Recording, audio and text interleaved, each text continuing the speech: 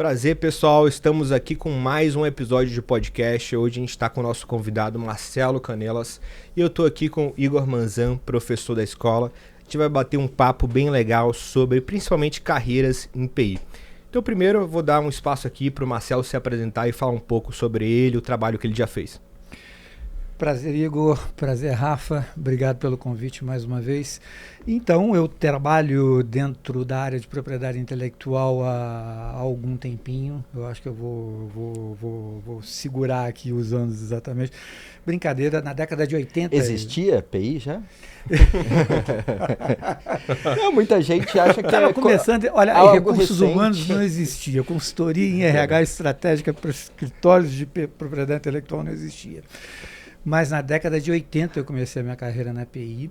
Eu estudava economia, estava me formando em economia e atendi um convite para entrar na área financeira de um escritório, o Casnar Leonardos.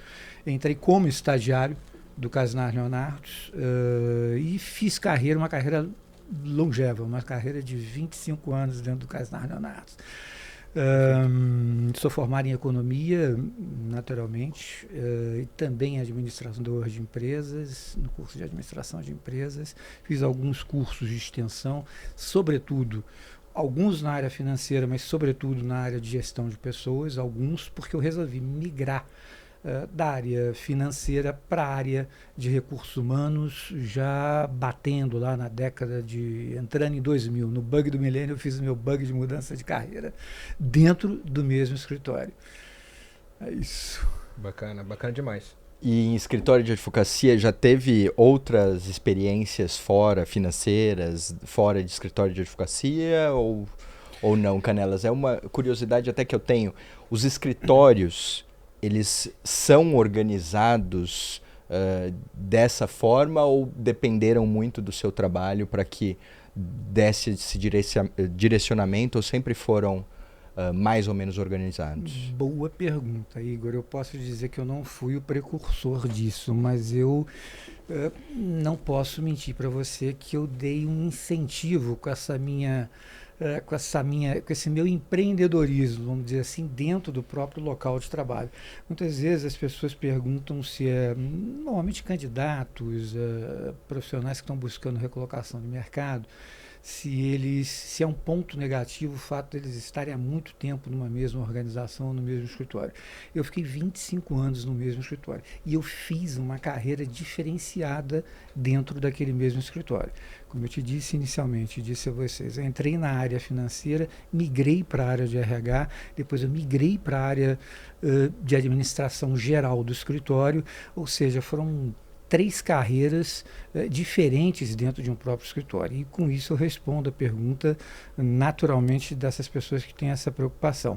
Agora, sim, naquela época havia uma restrição, você entrou aqui e fica aqui. Tanto que quando eu anunciei que queria sair da área financeira, onde eu já era gerente financeiro, era CFO, e disse, olha, eu estou com a ideia de fazer startup da área de RH aqui no escritório. Nós já somos, afinal de contas, mais de 300 pessoas aqui dentro.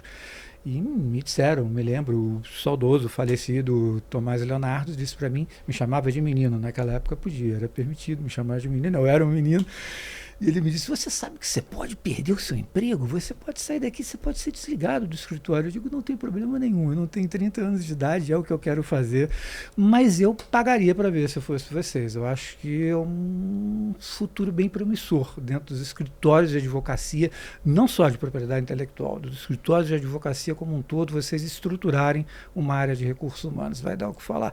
E de fato deu, a gente fez um trabalho bem bacana, colhemos muito frutos. Anos depois, pouquíssimos anos depois, a empresa já estava ranqueada em empresas de selo importantes como melhor escritório para se trabalhar dentro da área de propriedade intelectual. Enfim, é um risco calculável que naquela época eu podia calcular, mas tinha essa tendência assim, você começa aqui e vai terminar aqui.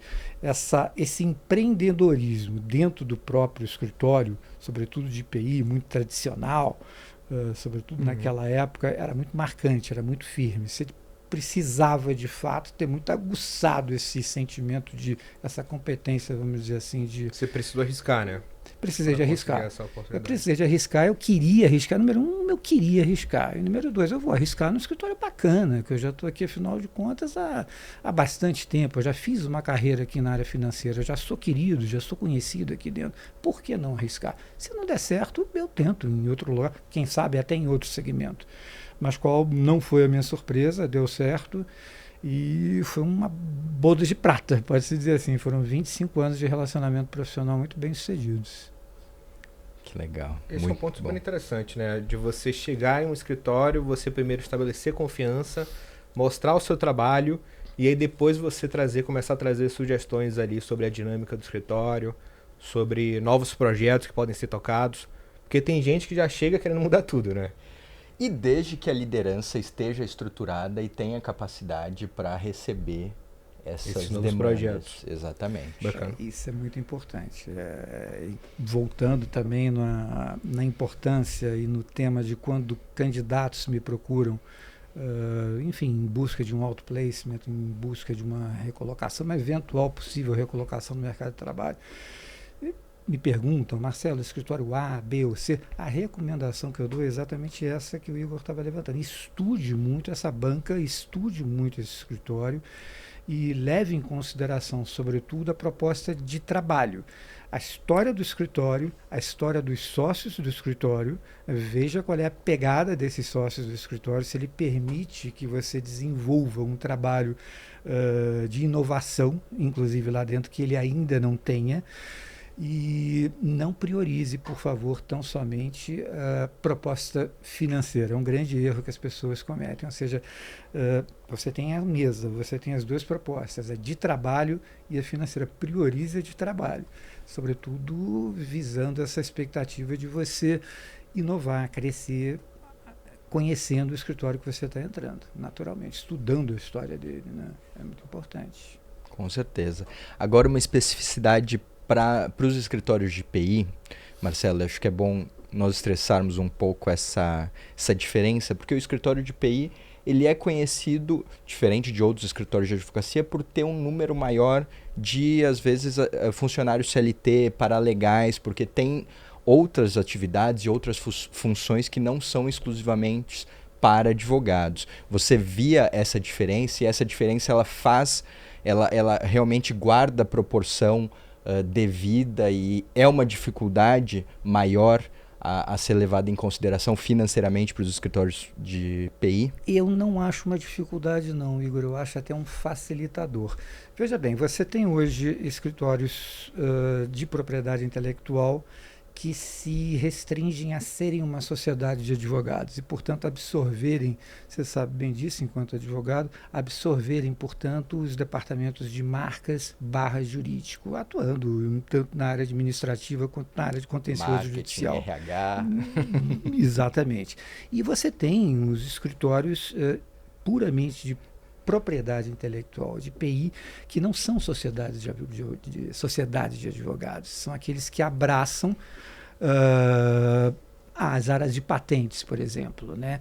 Normalmente, as sociedades de advogados trabalham em regime societário, ou seja, você vai entrar no escritório enquanto advogado como associado. Uns até trabalham com outras modalidades, raramente CLT, alguns trabalham no regime CLT, eu estou falando de sociedades de advogados, dentro da área da propriedade intelectual.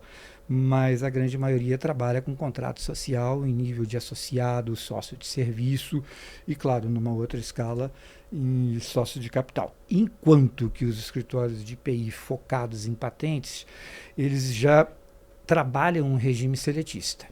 Porque tem que ter engenheiro. Ele tem que ter engenheiro, ele tem que ter biólogo, ele tem que ter farmacêutico, ele tem que ter o cara da mecatrônica.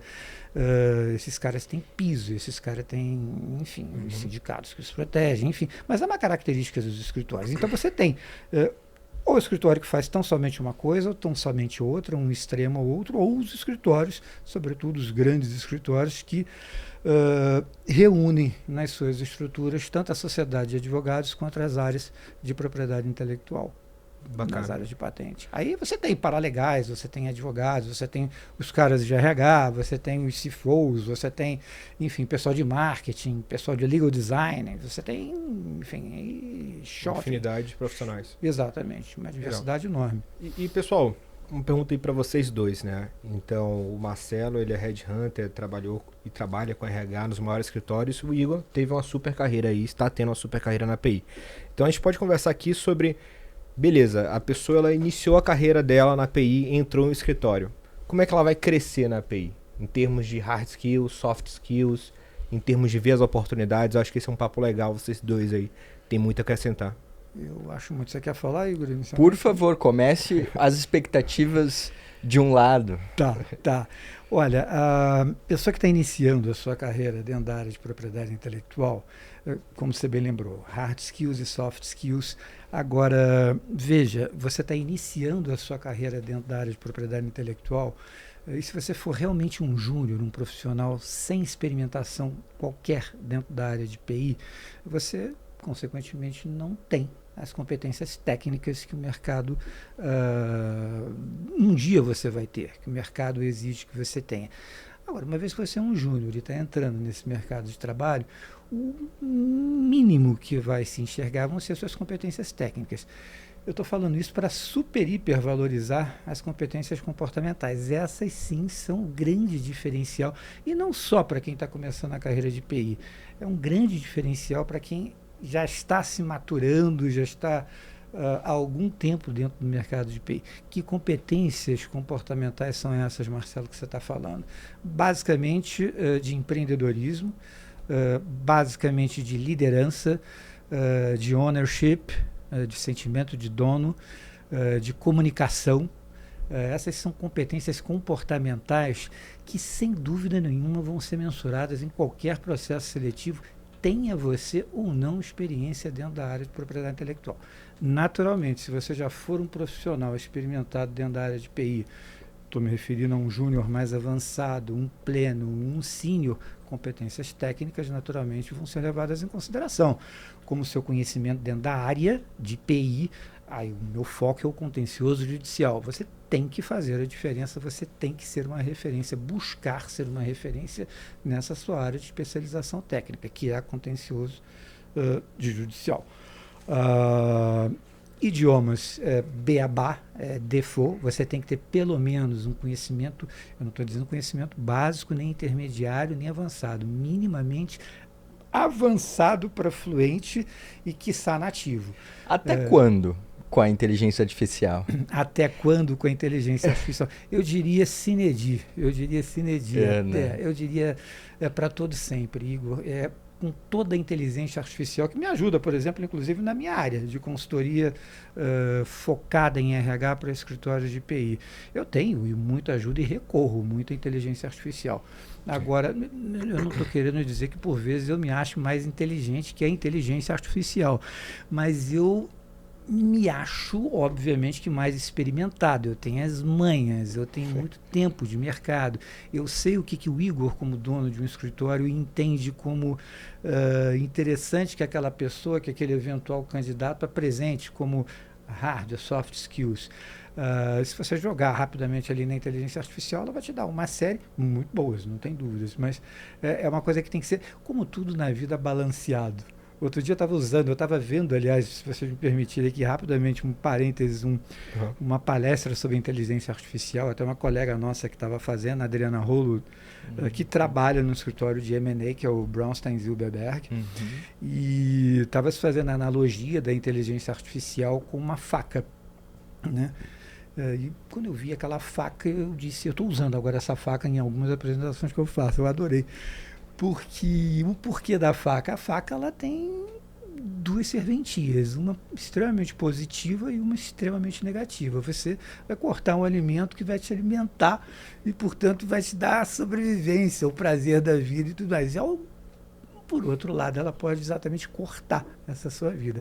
É a questão do equilíbrio, da balança, de você saber usar. É a grande discussão que está se tendo, aliás, inclusive em Supremos, hoje em dia, já em relação ao uso da inteligência E é artificial. como a regulação internacional tem seguido, exatamente, com base nesse foco, efetivamente. Agora, só um contraponto para os ingressantes nessa carreira, e por favor, Marcelo, se você achar diferente, me corrija. Mas existem dois mundos distintos, o mundo de um escritório de advocacia, um escritório de PI e um mundo de empresas. E sim, existem empresas com áreas e departamentos específicos de PI. O ingresso nos grandes escritórios, nos escritórios tradicionais, ele é difícil na medida em que quem está lá acaba não saindo e acaba sendo aproveitado. E então, muitas das pessoas, muitos dos profissionais, eles ingressaram como estagiários e foram crescendo e continuaram lá. Então, a experiência e a vivência da faculdade é uma experiência muito boa. Uma pena que nem todas tenham no currículo a matéria de PI. Fato. E isso faz com que tenha estudantes, tenha advogados formados que nunca ouviram falar da área, só ouvem falar quando se deparam com um assunto desse tipo. Então esse seria um diferencial, a pessoa, o estudante, já estudar e procurar sobre PI na faculdade. Sim, até porque PI está no nosso cotidiano, né? Faz parte da nossa rotina cada vez mais. Mas não só isso, buscar oportunidades nesse sentido. Às vezes, dentro de escritórios de advocacia já estabelecidos, e aqui não falando de escritórios de PI, às vezes chega algum assunto de PI que ninguém sabe como lidar. Coloca ali para o pessoal do regulatório tratar, coloca para o pessoal, PI, e não é bem assim. Tem toda uma arte por trás, nós somos aqui apaixonados por isso, mas sim, de fato, a melhor porta de entrada é como estudante. Bacana demais. Eu concordo, mas o Igor tocou num ponto assim muito preocupante por um outro lado. A despeito de toda a propagação e já hoje uma divulgação da área de propriedade intelectual que não se tinha há algum tempo atrás, são pouquíssimas, como você falou, pouquíssimas as instituições de ensino, as faculdades, as universidades que abordam essa matéria de propriedade intelectual. Tanto é assim que quando você faz uma prospecção de uma vaga para escritórios de PI, você recebe excelentes currículos, enfim, perfis também não menos excelentes, mas de quem nunca ouviu falar de propriedade intelectual. E muitas vezes vai para a entrevista porque procurou baixar numa inteligência artificial, num chat GPT, um pouquinho para saber o que é propriedade intelectual. Eu vou dar uma dica em relação a isso até, Marcelo, Igor, que a pessoa, o bacharel ali, ou a pessoa que está estudando na faculdade ainda, procurar o Movimento Empresa Júnior na faculdade dela. Então, tem o MED, o Movimento Empresa Júnior, e aí, nessa associação sem fins lucrativos na faculdade, você já consegue ter o primeiro contato com o PI. Basicamente, a empresa júnior é como se fosse uma empresa em que os alunos, os estudantes, eles podem prestar certos serviços da parte de consultoria e da parte de administrativo. Eles só não podem prestar serviço ali do contencioso, é claro. E aí você começa a atuar com registro de marca, você começa a atuar ali com direito autoral. Então eu conheci a PI na empresa júnior, em 2019. Na empresa júnior da UFRJ, eu fundei com alguns amigos. E aí eu vi o potencial da área, porque o registro de marca era de longe o carro-chefe da nossa empresa júnior e de todas as outras do Brasil. E aí você vê o potencial da área. Isso aconteceu com muita gente que eu conheci. Muita gente começou no movimento Empresa Júnior, viu a oportunidade ali e depois saiu e abriu sua própria empresa de registro de marca ou de consultoria em propriedade intelectual. Isso é muito interessante. Muito legal. Infelizmente se vê pouco ainda. Normalmente... os alunos das universidades, e aí eu estou botando não só os alunos de direito, mas os alunos que trabalham com engenharia, química, life sciences, por exemplo, tecnologia, desenhos industriais, eles procuram as escolas, os seus grupos de estudo dentro das universidades, focados em outras áreas que não da PI, por falta de conhecimento da existência dessa área. Tanto é assim que quando a gente recebe candidatos crus na área de propriedade intelectual, são completamente crus, nunca ouviram falar, e eu tenho uma tremenda preocupação em dizer para eles, olha, você nunca ouviu falar em PI na sua vida, tudo bem, vamos lá, vamos te apresentar agora. Das duas, uma, ou você vai adorar, são os dois extremos, ou você vai adorar ou você não vai adorar, você vai odiar, você vai querer sair daqui correndo. A tua área do direito é a criminalista, é a tributária, é a societária, assim como você da área de biologia, você quer ir para o campo, você quer pegar carrapato, quer estudar na vacina XY. E essa pessoa tem chance de passar em um grande escritório? A pessoa que nunca viu PI na vida, se ela aplicou ali para um grande escritório, ela tem chance de passar? Muita. Tem? Muita. Sério? Principalmente dependendo da área. Um contencioso de PI, o principal não é nem o conhecimento em PI, mas o conhecimento em processo, uma vivência em processo. Perfeito. Bem interessante. É isso que nós buscamos. Às vezes, até um administrativo de PI, um administrativo de marcas, o mais importante é ter uma organização, ter uma vivência de relacionamento com o cliente, ter uma visão sistêmica, já ter tido uma experiência em algum ambiente que tenha possibilitado a visão sistêmica, porque é uma área que, como nós estávamos falando aqui antes de dar o play, possibilita muito cross-selling entre as áreas. Às vezes, se você dentro de um escritório de PI, a área de inovação não conversa com a área de marcas, que não conversa com a área de contencioso, ali cada um está seguindo para um lado e essa instituição não tem crescido. É fato. Perfeito. É fato. Que é um erro a se lamentar, né? A ausência dessa capacidade de cross-selling, desse feeling do cross-selling, porque isso vai fazer o teu negócio expandir, isso vai fazer o teu negócio. E nós estamos falando cross-selling como se fosse comercial, mas não chega a ser um cross-selling, é uma visão 360 de defesa dos ativos dos nossos clientes, mais do que o comercial. Exatamente. É para proteger de fato o cliente, né? Não é, vamos fazer aqui cross-selling só para botar mais coisa na oferta. Não, é para proteger mais o cliente. Para proteger. O Daniel Della Torre, ele fala muito isso. Ele fala, o cliente entrou, ele queria proteger só uma marquinha e aí depois ele já está com um plano completo ali de proteção. Então ele fala muito isso, Daniel. E Igor, conta um pouquinho também sobre a sua trajetória. Então você é um cara que tem 10 anos aí na API, você ficou 10 anos no Daneman e agora se tornou sócio de um grande escritório também. E eu acho que é muito legal para o pessoal que quer saber sobre carreiras em PI, escutar um pouco sobre essa sua trajetória e assim, quais foram os pontos que te fizeram alcançar esse resultado, sabe? Ótimo. Bom, direito nunca tinha sido minha primeira opção. Pois é, eu fui fazer história antes, que eu queria ser diplomata. Olha só. Mentira, cara. Juro. Mas você chegou a fazer? Cheguei a fazer história. Fiz história, fiz federal de São Paulo, curso de história. Naquela época que as federais entraram em greve, e isso é um problema para os estudantes. Fiquei um ano sabático, porque estava em greve, sem fazer nada. Meus pais, poxa, um ano parado, que isso? Faça outra coisa. E eu não queria direito, sabe, adolescente rebelde. Não queria direito de jeito nenhum. Meu pai se formou em direito. Na escola, todo mundo falava, nossa, você vai ser advogado, você tem que fazer direito. E adolescente rebelde não queria fazer nada disso que falavam.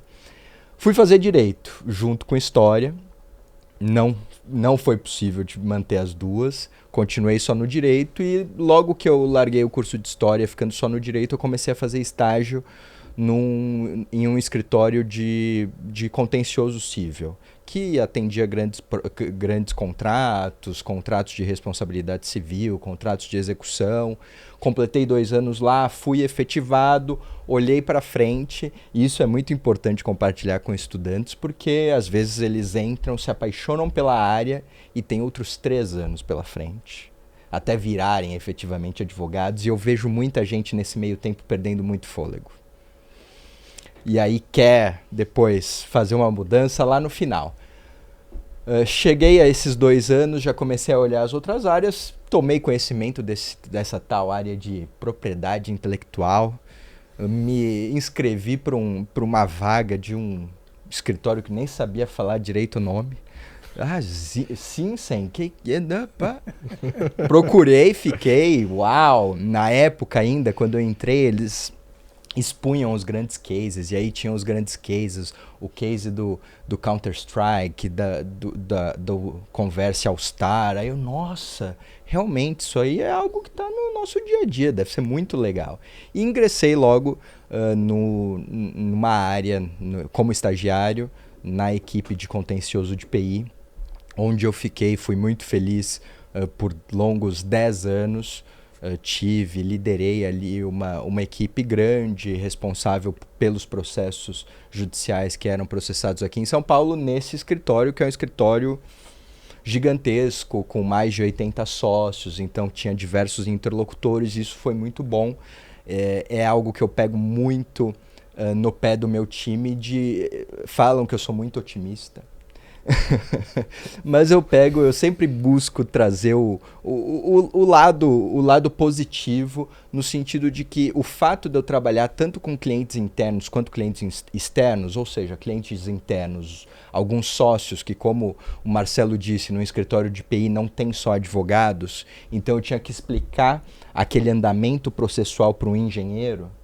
Então imagina o quanto eu tive que me desenvolver para isso e fazer toda essa interlocução.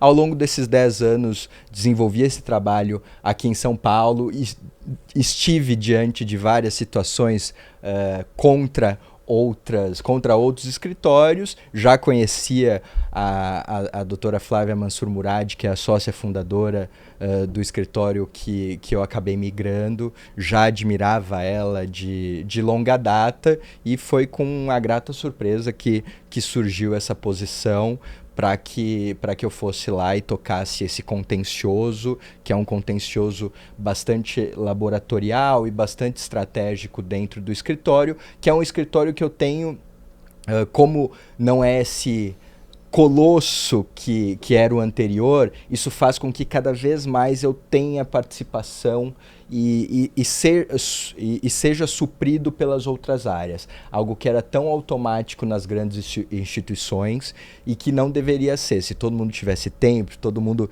tivesse ali um engajamento, todo mundo deveria pelo menos entender que rumo essas instituições estariam tomando, e fico muito feliz. O Canelas prestou consultoria, então ele é suspeito para falar sobre a organização, mas é uma organização institucional, assim, hoje mesmo, estamos aqui gravando na segunda-feira, toda segunda-feira tem reunião de sócios, mostrando ali os números, mostrando as metas, então não tem desculpa para dar, nossa, esse mês não deu para faturar, porque é semanalmente, e é algo que muitos escritórios pecam, de perder esse lastro, perder esse engajamento. É nessa mesa de toda segunda-feira pela manhã que nós discutimos qual prospect chamou, qual cliente está insatisfeito, quem precisa puxar mais, estender a mão, quem precisa tirar um pouco o pé. Então, foi um movimento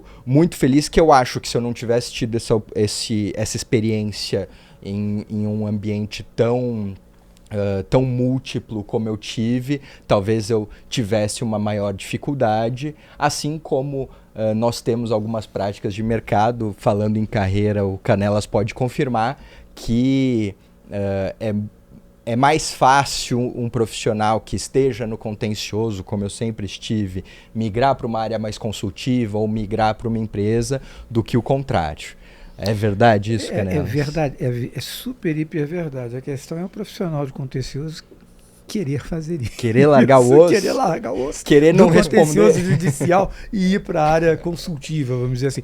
Eu normalmente vejo o contrário. Ou seja, o cara do consultivo querendo aprender com os ígoros da vida para poder amanhã migrar para a área do contencioso judicial.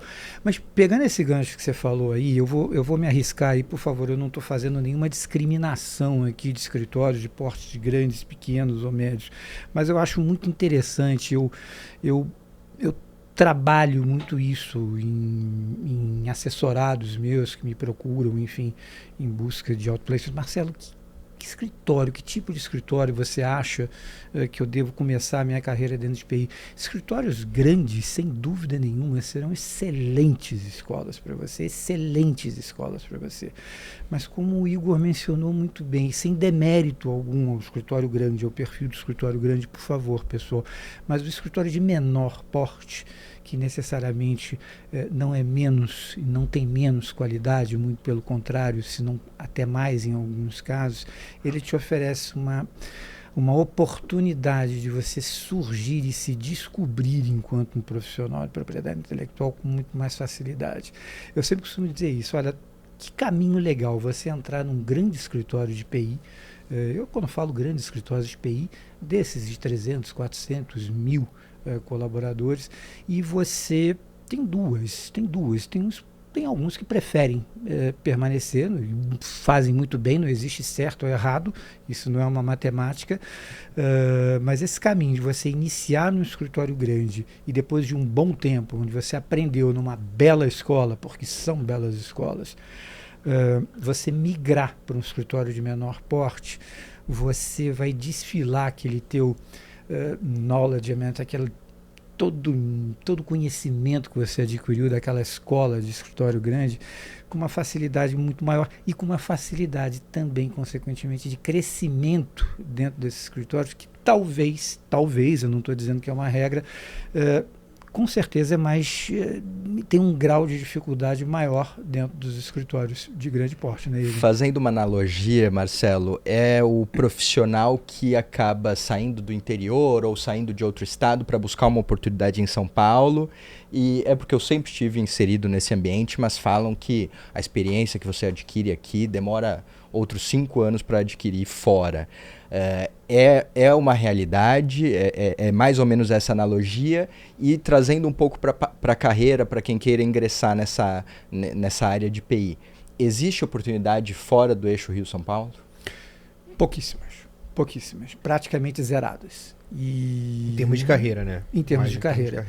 E uma das grandes, já te fazendo aqui um elogio, Rafa, em relação à escola de PI, a escola de PI está fazendo chegar a esses centros menos favorecidos em termos de conhecimento e abrangência e trabalho propriamente dito dentro da área de propriedade intelectual através da escola de PI. Infelizmente, eu não vou dizer para você, Igor, que escritórios, que não haja escritórios, você sabe que há escritórios, vocês sabem que tem escritórios de propriedade intelectual. Recentemente foi realizado um grande seminário no Nordeste do Brasil, com a presença de grandes, enfim, dos escritórios, não só de todo o Brasil, mas daquela região também.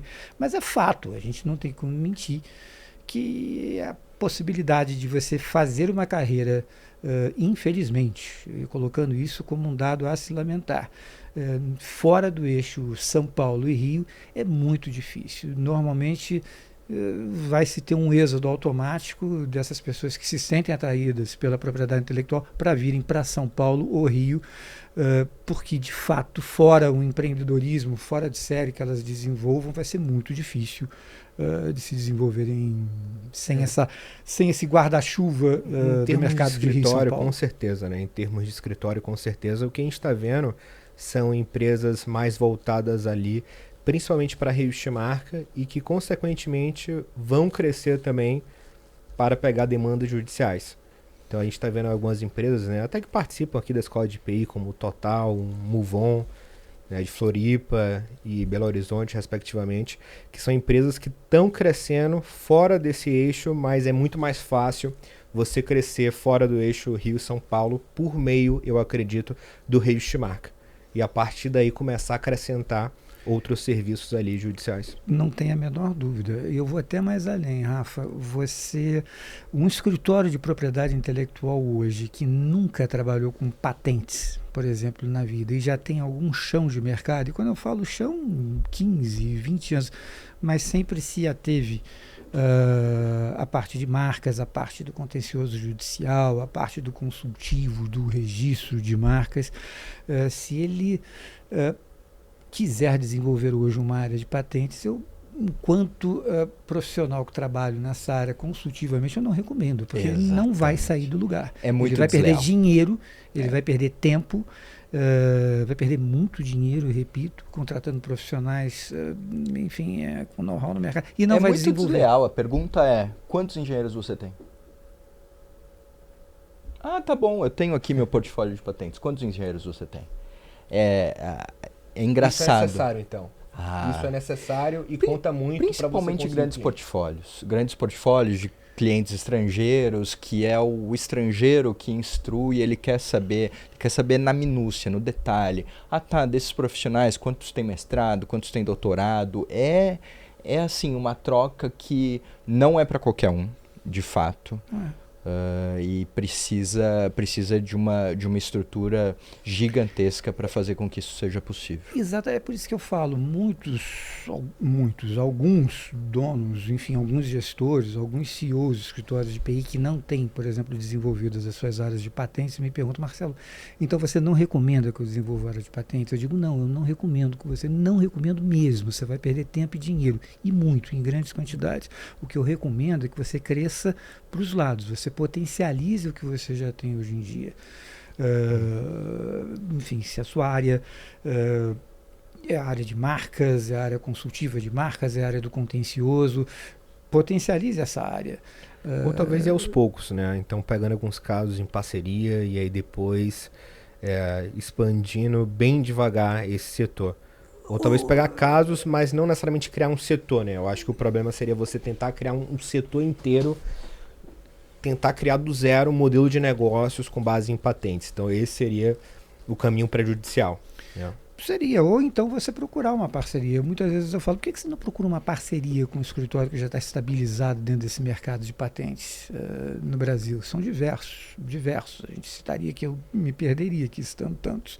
Então você que é focado tão somente na parte de marcas, na parte do registro de marcas, fazendo muito bem aquilo que você faz, o contencioso, a parte de litigation, procure uma parceria. Também.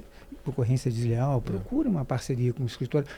Olha, há muitos escritórios hoje, inclusive de grande porte, a área de propriedade intelectual hoje, ela passa por um momento, não vou dizer para você que delicado, mas ela passa por um momento comparado a 10 anos atrás, que era um momento de profundo desenvolvimento, profundo resultados assim rápidos e imediatos. Hoje ela passa por uma certa dificuldade, certamente, com certeza absoluta, por conta da demanda dos clientes. Os clientes, como o Igor estava mencionando há um tempo atrás, eles fidelizam os escritórios que trabalham com patentes, eles já estão habituados com aqueles escritórios que prestam aquele serviço de patentes para eles. Então procure fazer parcerias. Eu desaconselho totalmente você fazer uma startup de um departamento de patentes se você, depois de 10, 15 anos, você não... E é não se frustrar, né, Canelas? É ser estratégico, Exato. Ser analítico, Exato. Mas não se frustrar, porque um outro setor que escritórios de PI tem e que é muito desleal também é o setor internacional. Que é muito na base de parceria, é muito custoso, é muito difícil de se desenvolver. O Marcelo citou que há 10 anos atrás era diferente, sim, porque o mercado vive uma ressaca do Protocolo de Madrid. Exatamente. Essa é a verdade em relação a clientes estrangeiros contratando nacionais. Explica um pouquinho mais sobre isso, Igor. Sobre a ressaca do Protocolo de Madrid, o Protocolo de Madrid, que inclusive foi um curso excelente, lançado agora recentemente pela escola, foi uma ferramenta que possibilitou a diversos depositantes que antes eram obrigados a fazer o pedido de marca nacionalmente a ficarem à vontade para que fizessem em outros países. Então, uma empresa alemã que tenha interesse em registrar a marca em outros mercados, além da Alemanha, no Brasil, ela no próprio formulário de entrada da marca na Alemanha, ela pode sinalizar via Protocolo de Madrid para que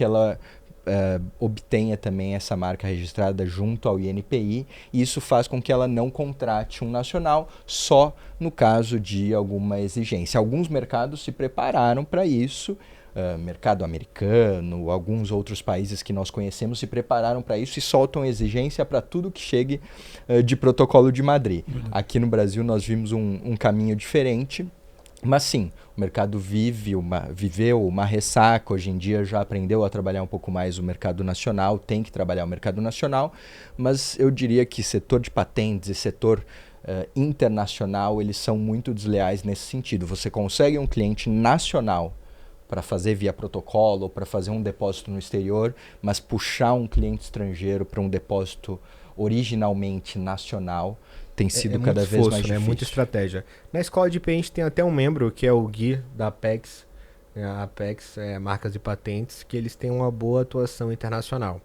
Só que o relacionamento que eles fizeram com esse tipo de cliente já vem de anos, são décadas de relacionamento, e eles viajam ali todo ano, de forma absoluta, para o Inter. Sim, esse é o custo e a deslealdade também, ela se mostra na medida em que esse empresário que tem desenvolvido um super portfólio de marcas nacionais, às vezes numa discussão altamente estratégica, o diretor jurídico, isso nós vemos direto, ele precisa do timbre. Ele precisa, se der um problema, ele precisa falar, tá bom, mas eu contratei os melhores. Exatamente. Ele precisa falar, por exemplo, para o conselho da empresa, se tiver algum pepino. Sim. Então isso pesa ali para o próprio diretor da empresa se resguardar, caso aconteça alguma coisa. E é para quem estiver tocando esse portfólio e tiver sido deixado de lado nesse assunto estratégico, não ficar tão chateado, porque essa é uma realidade de mercado. Eu vejo isso muito no contencioso. Contencioso, quando tem uma ação, é 50% de chance de ganhar, 50% de chance de perder, então ninguém quer brincar com isso.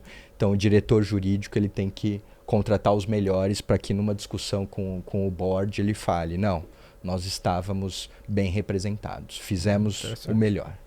E pessoal, sobre essa questão do timbre, a gente conversou muito sobre a diferença entre grandes escritórios e escritórios menores que estão crescendo. Eu acho que a questão do timbre conta muito porque um escritório já mais consolidado, ele naturalmente ele vai ter um posicionamento e vai ter um diferencial competitivo muito forte só pelo nome.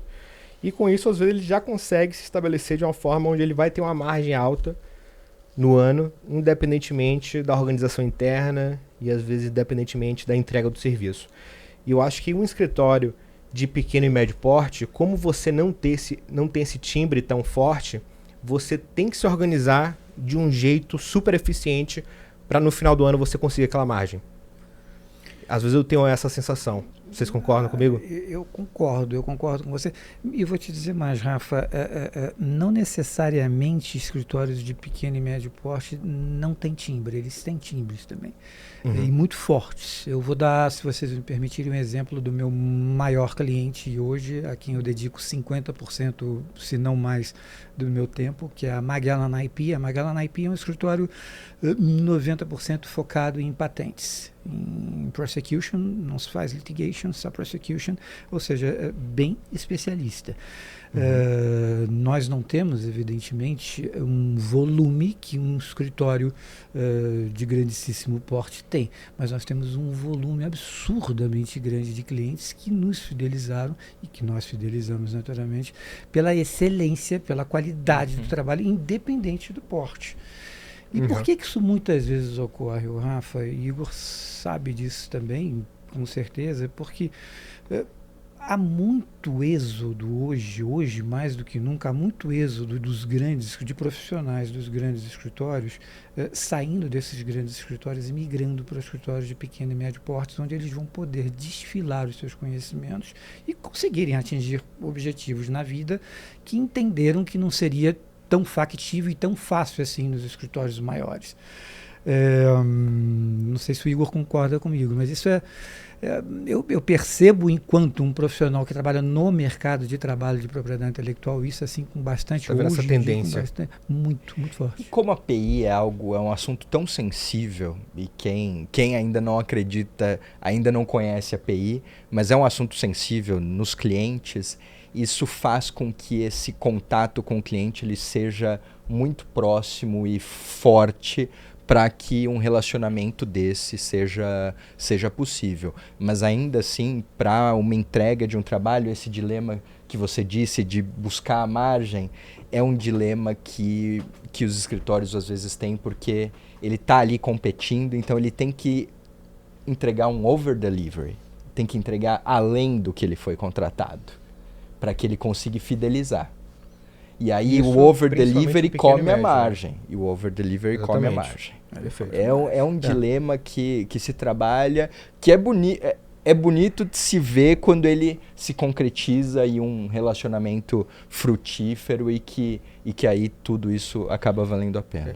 Eu falo isso até pela minha experiência, eu já estagiei também em um grande escritório e eu senti, assim, a equipe era sensacional do ponto de vista técnico e o trabalho final também era era excelente o trabalho final, só que faltavam ali mecanismos para gerar mais eficiência na gestão do time.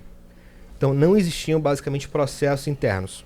Né? E às vezes acontecia uma situação de alguém, fulaninho X, tá fazendo um trabalho uma semana e aí depois essa pessoa X descobre que a pessoa Y já fez aquele mesmo trabalho um ano atrás. E todo mundo tem um PDF daquilo, só que não teve aquela comunicação.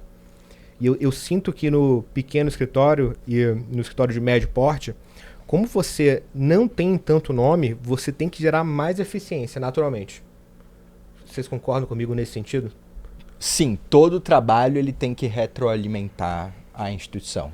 Diferente de uma instituição maior que tenha vários trabalhos no mesmo sentido surgindo. Mas essa é a beleza, porque certamente uma pessoa que tenha contribuído para esse trabalho vai sentar numa mesa muito menor e conseguir compartilhar que ela fez isso e tal. E eu já vi outros ambientes que, se você tem uma ideia, se você atuou num serviço específico, já tem que fazer uma palestra interna, já tem que fazer uma apresentação para os outros setores, quando se depararem com uma consulta dessa de outros clientes, super interessante isso. Acabarem compartilhando e transmitindo isso para outra área. E aí você entra nessa questão de competências, como a gente estava falando inicialmente, a serem trabalhadas dentro dos escritórios, independente de serem grandes ou de pequeno porte, mais uma vez, repito. É muito importante você, entrando no escritório, você entender quais são os valores do escritório. Esses dias um empreendedor de um escritório de TI relativamente novo, 3 anos de escritório, 3 anos de mercado, estou entrando de uma maneira assim bastante importante, forte, inclusive na área de patentes. Ele me perguntou: Marcelo, qual que você acha que deve ser o meu grande diferencial? Eu digo, o teu grande diferencial, naturalmente, tirando a parte óbvia da qualidade técnica, deve ser a definição dos seus valores. É muito importante você definir qual o valor do seu escritório, qual é a marca do seu escritório em termos de valor. Problema nenhum, se o teu valor, número 1, está ali a parte financeira, eu priorizo o faturamento, não tem pecado nenhum em relação a isso. Mas é importante você deixar isso claro. O meu valor do meu escritório são os valores humanos. Eu vou priorizar os valores humanos, depois vem a questão de faturamento e tudo isso. Eu achei interessantíssima essa pergunta que ele me fez, e ele foi mais além. Marcelo, eu devo exigir, eu estava falando inclusive ontem com ele, eu devo exigir dos meus colaboradores que eles tenham as mesmas competências que eu tenho enquanto empreendedor. Eu digo, não, pelo amor de Deus, não exija. Faça por onde, se isso faz parte dos valores do seu escritório, que ele tenha possibilidade de forneça mecanismos e ferramentas para que ele consiga atingir aquele rol de competências necessárias. Agora, não se igualando a você. Por exemplo, tem muita gente que a gente estava falando aqui de ownership, do sentimento de dono. Pessoal, é muito bom, né? Imagina você, dono de um negócio, 90% dos seus colaboradores têm esse espírito de dono do negócio. Meu Deus, você está no mundo ideal, quase que perfeito. Não existe, pode acreditar. 95% das pessoas que estão dentro de um escritório não têm desenvolvido e não querem desenvolver. Senão, lá embaixo, um vai estar matando o outro. Se não vai estar matando o outro, não é errado, não é errado e nem certo. O fato de você ter ou não ter, não é uma questão de estar certo ou estar errado, é questão de você identificar. Ninguém vai olhar para o seu negócio como você olha como dono, né? Ninguém. Não tem como isso. Mas o Rafa, Igor, já vi alguns casos de naturalmente a pessoa levantar o dedo e dizer assim, eu sou esse cara, eu tenho ownership, sim, eu tenho A pessoa capacidade de tem que vestir a empreender. camisa, né? E aí que tá, esse cara importante. ele não vai se acomodar, porque entrando nesse rol de funcionários que estão já em escritórios há bastante tempo, não tem problema nenhum de você estar no escritório há bastante tempo. Repito, não há o certo e o errado. Agora, há pessoas, há profissionais que estão nos escritórios há bastante tempo por uma questão de zona de conforto. Isso é perigosíssimo. A zona de conforto é um pecado para o desenvolvimento de um profissional, porque o nome mesmo já diz, ela atrai aquele profissional, por melhor que ele seja tecnicamente, para um nicho de confortabilidade. E isso vai impedir que ele desenvolva outras competências que serão necessárias em outros locais. Esse é um bom tema para a gente falar. Da perspectiva agora ali do líder de um escritório ou de uma empresa de TI. Então, quais as ferramentas que esse líder possui para atrair e reter, principalmente os talentos? Em termos práticos, então um PLR seria interessante, fazer reunião one-to-one com os colaboradores. Quais ferramentas ele tem? Eu repito, com perdão da redundância, eu colocaria em primeiro plano esse empreendedor, esse dono de escritório, esse CEO, esse, enfim, managing partner. Ele tem que colocar os valores em primeiro lugar, ele tem que transparecer à mesa o que ele pretende em relação ao escritório dele. E naturalmente fazer tudo que for possível em termos de remuneração, em termos de bem-estar, dentro do budget do escritório que é permissível. Não é inimaginável você ter uma estrutura hoje pequena, com faturamento reduzido, comprometido, ainda incerto, e prometer mundos e fundos. Não, você não pode fazer isso, que seria uma irresponsabilidade. Então, eu diria que a principal recomendação você pontuar os seus valores, quais são os seus valores, dizer o que você quer, o que você espera desse profissional, e claro, você basicamente, respondendo de uma maneira bem objetiva, Rafa, independente do teu escritório ter um colaborador além de você, desenvolva um plano de carreira já prevendo o teu crescimento, para você não receber esse crescimento lá na frente de uma forma desorganizada e desordenada. O plano de carreiras, ele vai te dar uma perspectiva de quando você hoje está com 10 e amanhã você tiver 50 colaboradores, o que não é difícil, dependendo da pegada e da resposta que você tiver, que isso aconteça em menos de um ano. Que você quintuplique a quantidade de colaboradores, uma vez que você vai estar quadruplicando ou quintuplicando ou sextuplicando o teu faturamento também. Então, se você tiver preparado um plano de carreira para recepcionar todos os cargos que ainda, inclusive, não existem dentro do seu escritório, isso é uma orientação assim que eu faço sempre muita questão de enfatizar como uma das mais importantes. Ótimo. E com isso bem estabelecido, como esse gestor, esse líder, treina a própria liderança? A questão de dar feedback, ele próprio consegue se desenvolver nesse sentido? Ele precisa de uma assessoria? Como você imagina ali um cenário ideal ou mais de um cenário? O cenário ideal é esse, o top-down, como você está colocando já na sua pergunta. O gestor, para ele exigir, para ele colocar à mesa quais são as políticas de compliance, por exemplo, dentro do seu escritório, a política de remuneração, a política de sigilo e confidencialidade, whatever, qual seja, ele tem que dar o exemplo. Então, falando, por exemplo, de feedbacks, feedback é a maior e mais importante ferramenta que um gestor e um líder pode e deve dar com constância, e eu digo com constância todos os dias, de uma maneira informal todos os dias e de uma maneira formal pelo menos 2 vezes por ano ao seu colaborador. Eu costumo dizer uma frase, falava muito em Mansur com Flávia, que é de que ninguém pode ser pego de surpresa, seja para más notícias e seja para boas notícias. O que eu quero dizer com isso? O feedback ele vai permitir ao colaborador receber uma notícia ruim de um eventual desligamento, por exemplo, com tristeza, naturalmente. mas isso não vai ser uma surpresa para ele, afinal de contas, feedbacks haviam sido dados pelos gestores, pela Flávia, pelo Esse Igor. feedback no próprio dia a dia, né? Então você O notou feedback alguma diário, coisa em o relação à feedback atividade, você já pode dar o Não, feedback. diário, chama para um café, chama para um almoço, chama para um happy hourzinho, chama para tomar um chopp durante o ambiente. E aí de duas trabalho. vezes ali por ano, uma matriz de avaliação, algo mais formal. Formal, completamente formal para aquilo ali, afinal de contas está Documento. documentado, inclusive tem todo um contexto por trás dos feedbacks, né? Tem avaliação de performance, você mensura as diversas competências técnicas e Porque comportamentais. não é só uma pessoa. Às Exato. vezes você tem que avaliar uma pessoa para justificar o aumento dela em benefício dela, mas o não aumento para um par dela. Então, esse lastro é importante de se ter, não só para um funcionário, como para a instituição como um todo e para essa organização. Exatamente. E quanto mais avaliadores você tiver numa reunião de feedback, dando aquele feedback para um profissional, tanto melhor. O importante, o processo é simples, é a avaliação de performance, é o feedback e são as consequências desse processo que são os PDIs, ou seja, os programas de desenvolvimento individuais. Né? Se você fizer isso, você está moldando, você está dando uma oportunidade. Rafael, você precisa estar muito bem nessa competência A, B ou C, mas essa D e I aqui você precisa se desenvolver melhor. Agora, chega um momento do segundo feedback, depois de todos os informais que você já está dando todos os dias.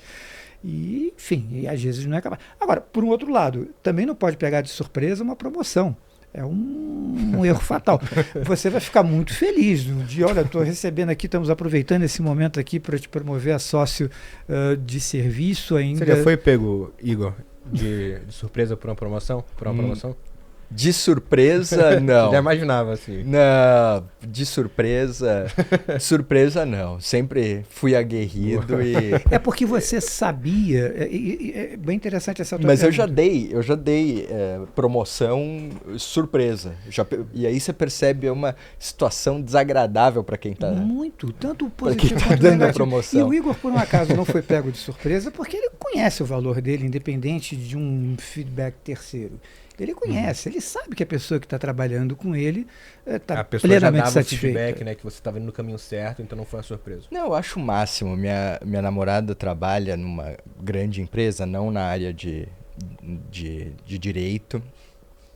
E ela tem ali uma dinâmica de organização e de feedbacks que ela acaba recebendo com pessoas de outras áreas. Então ela é uma área técnica e lida com a área comercial.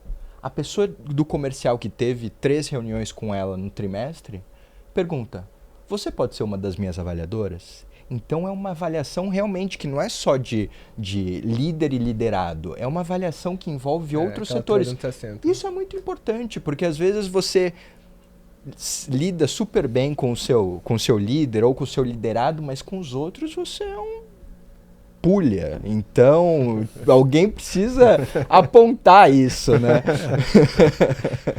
Eu acho ela fica com todos esses termos, PDI e tal, é algo que falta realmente nos escritórios e você que já trabalhou em algumas consultorias, assessorias para implantar isso nos escritórios, você consegue mensurar e consegue ver a evolução a partir da implementação disso? O turnover de profissionais é algo que eu vejo na área do direito como algo péssimo e que causa tudo isso que até você tinha falado, Diminuir a margem Rafa. da empresa, De exatamente. diminuir- É um custo... De diminuir a organização, diminuir o fluxo. Se não tiver um fluxo bem estabelecido, ele se perde ali com aquele certeza. desligamento. E é um custo fantasma, né? Que as empresas não percebem, mas se você está contratando gente, a pessoa está saindo em 2, 3 meses, você está perdendo dinheiro ali. Exatamente. As pessoas hoje deixam, e o turnover nos escritórios, nas empresas, no mercado hoje está muito grande, está muito importante, é um número preocupante. É pela geração? Podemos falar disso ou fica muito... Vai ser polêmico isso aí. É pela Mas geração, tem que- é pela geração. Eu temos te que diria falar. que sim, é pela geração. O mundo mudou. Eu digo para as pessoas, e todo mundo sabe, não é novidade para ninguém, inclusive antes da pandemia, essa mudança ela se ratificou. ela se consolidou, essa mudança de comportamento e de visão de mercado. Hoje, por exemplo, eu consigo fazer movimentação de pessoas no mercado de trabalho não por uma questão salarial, mas por uma questão de qualidade de vida dentro dos escritórios. Esse tem um peso maior. E essa é a grande mensagem para os para os empresários da área de propriedade intelectual e como um todo. Ou seja, priorize a qualidade de vida dos seus escritórios. Não raramente... Porque essa nova geração, ela não prioriza só dinheiro. Não. Ela quer qualidade de vida, ela quer respeito também. Ô Rafa, você consegue hoje, não raramente, eu repito, você intermediar, como é o meu caso, movimentações de profissionais que saem pelo mesmo salário, mas por uma questão de trabalhar presencialmente 2 dias no lugar de 13 dias. O regime híbrido fala mais alto. A qualidade do ambiente de trabalho fala mais alto. Não, aquele escritório eu não vou não, porque eu já vi falar que ele tem um climazinho um pouquinho tóxico demais, eu queria um pouco mais. E muitos empresários, sócios sêniores, enfim, muitos CEOs, muitos managing partners dos escritórios criticam isso. Eu digo, pessoal, não tem o que criticar, porque não há um certo ou errado. Esta é a realidade do mercado. É isso que se apresenta para o momento. Então, essa galera hoje da geração... Eu já fui da geração Z, em alguma época da minha vida. Era diferente, era muito mais aquela pegada de manda quem pode, obedece quem tem juízo. Hoje, como essas coisas, não vou dizer que se inverteram no sentido, olha, empresário, obedece você quem tem juízo, porque quem está mandando são eles. Mas é quase como se fosse isso. Você tem que entender o que é a prioridade do funcionário hoje. Criticas, por exemplo, mas o cara não é um workaholic, você vai criticar alguém por não ser um workaholic? Olha só que tiro no pé que você está dando, que vai aumentar o teu turnover em 50% da noite para o dia. Você fazer uma crítica dessa, por exemplo.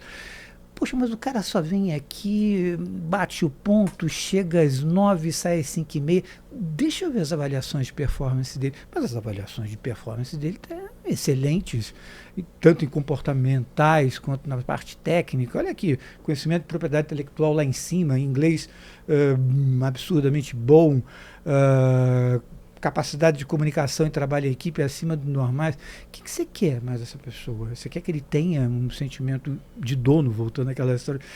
Não, ele está te entregando o que ele pode, e aproveite isso que ele está entregando e valorize isso que ele está entregando. Isso é que aumenta o turnover dos escritórios, esse de encontro.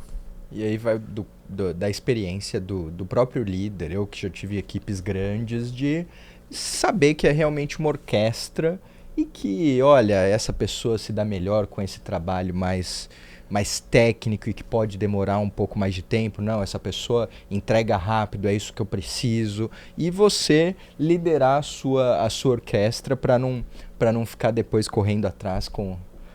E tem um senso de equipe, né? Tem um senso de equipe que tá todo mundo junto indo para um caminho comum. Eu acho isso super interessante. Eu sinto isso na equipe da Escola de IPI. A gente tem uma equipe, né? Não somos 50 ainda, mas eu sinto muito isso quando a gente está em um projeto, a gente está em um lançamento, está lançando um novo curso, o pessoal ele consegue se sentir parte. Isso faz com que a pessoa se dedique mais, consiga vibrar junto. E eu acho que isso é fundamental, né? Na empresa hoje em dia, porque como você disse, mudou. Então hoje em dia a pessoa não está ali só pelo dinheiro, ela quer sentir parte, ela quer sentir que ela está fazendo algo legal, algo que vai impactar ali positivamente a sociedade até. Um sentimento de pertencionismo, que realmente são importantes para o escritório. Agora a pessoa